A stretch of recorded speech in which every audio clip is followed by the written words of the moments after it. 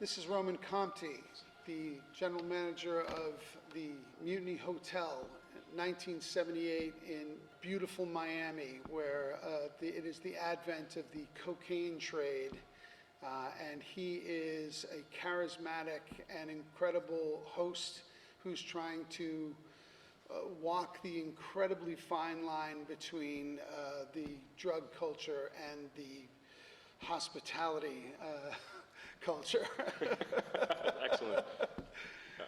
I love that. That was great, man. Trying. I love it. Thank you for the charismatic. Yeah, well, it's true. But you're talking about the character, not me, but I appreciate that. So this is Dominique Zulio, who is a DEA agent who frequents the Mutiny Club and Hotel. You can probably say that that is his preying ground. It's where he investigates not only the fine mutiny girl dancers, but where he does most of his work. Because alongside the mutiny girls and famous singers and actors and politicians and influential people in society, the marimberos, also the drug dealers of Miami, also frequent the mutiny. And Dominique Zulio is there to take it all in, to take notes, and to investigate. And he sees himself as somebody who came down from the Northeast and got to Miami at a different time and has seen Miami change over time. He's of the mindset that he wants Miami back to what it was. And so he takes upon himself to take extra governmental steps to ensure that Miami will be returned to the way he envisioned Miami. Extra governmental steps. Yeah. I like it. Means he kicks my ass all the time. That's essentially what I was saying. He crosses the line in a bunch of ways. So we have a very love-hate relationship on the screen.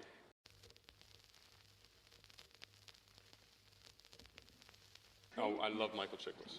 Love Michael and his family. I mean, right back at him. Essential. This is all class. I'll tell you this. When I met grace. Michael Chiklis, he had just won his Emmy Award. I was a guest star on his show. He had no reason to treat me other than professionally and with respect as an actor. He didn't have to treat me as a friend who he had never met before. And he took it upon himself back then to take me under his wing and give me advice that changed my career. Because the next role that I played was so important to me.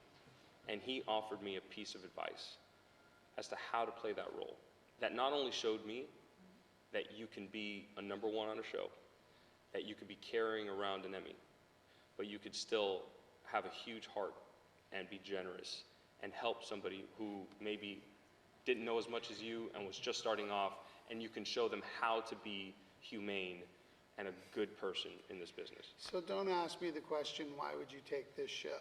Because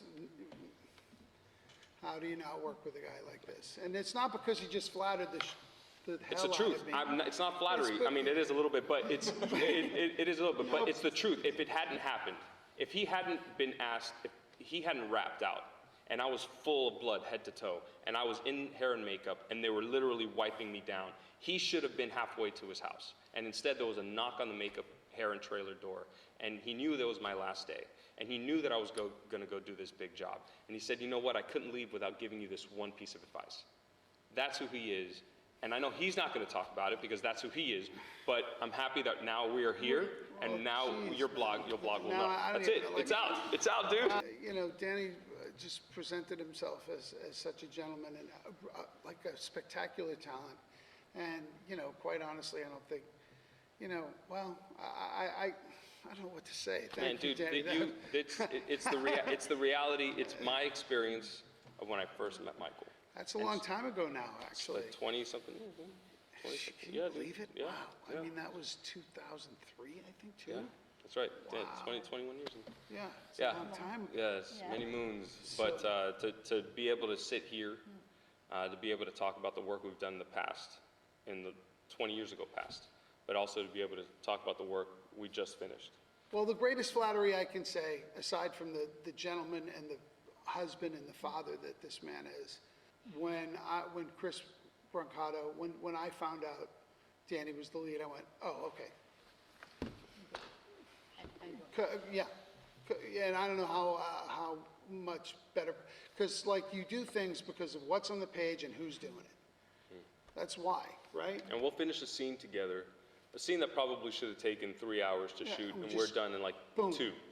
And we're just, Let's go. there's a shorthand.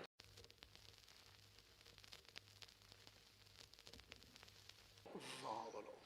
Yeah, it's a very tough relationship, and mainly obviously because of what my character is doing. He's imposing himself utterly on this man and his life, his family life, in every way, and in horrible ways.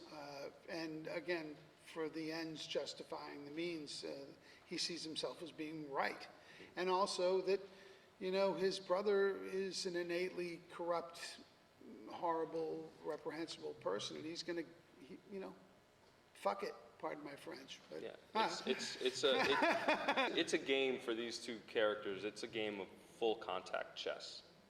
Like we are trying to one up each other. We're trying to fool each other the entire time, and we both pay a huge price for it.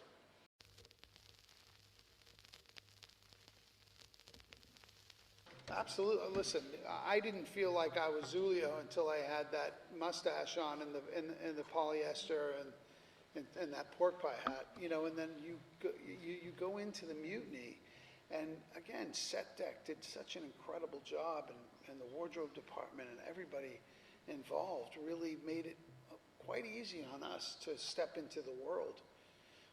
Add to it that we're in the Dominican Republic, and it's very, like, when I grew up, he grew up in Miami, but I grew up going to Miami as the family vacation spot. And it just really, that coastline harkens, Miami circa 1978. It's not developed yet in the way that Miami is now. You couldn't do this in Miami now. It's just this massive metropolis that, with a skyline that's utterly different now. But so all those things make it much easier on an actor to just sort of feel steeped in the world. And when you're watching the show, and it's an immersive experience, whether you're in the club or you're on the streets of Miami or you're on a secluded beach and you're watching these two characters, play that full contact game of chess, it's easy to forget that there are 200 people behind the camera who are lighting it, who are making sure that the club looks a certain way, that there's enough smoke in the room but not too much.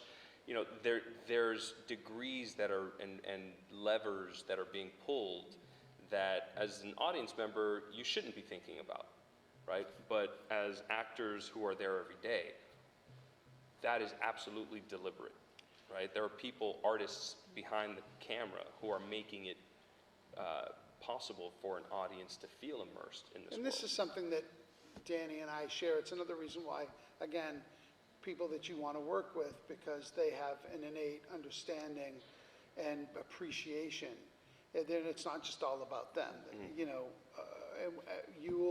We all get that this is a collaboration, and that we're all adding something to the dance. I'm always saying this out loud, but I'll say it to you guys. I love the expression, all boats float on a rising tide. And we've all are of a mind that everyone brings their contribution. And I would rather be a really good player on a championship team than the franchise player on a last place team.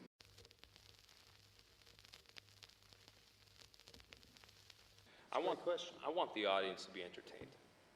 I want the audience to be able to say, especially after what we've all been through, global pandemics and, all kinds of, wars and things of that nature. This is a television show. And while we're dealing with some very serious topics, I just hope that people watch it, they're able to unplug, and they're able to take the ride with us, and that they connect to the characters they connect with. They disconnect sometimes with those same characters given, from scene to scene. And I hope they walk away from it saying, that was 8 hours well worth it.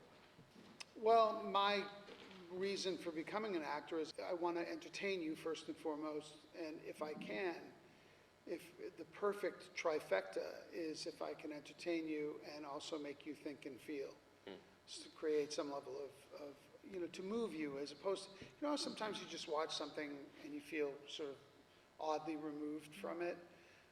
I like to think that we can draw emotion from people and create empathy and make them feel something, move them. And if we're entertaining you and stirring you inside in your humanity, then that's truly successful.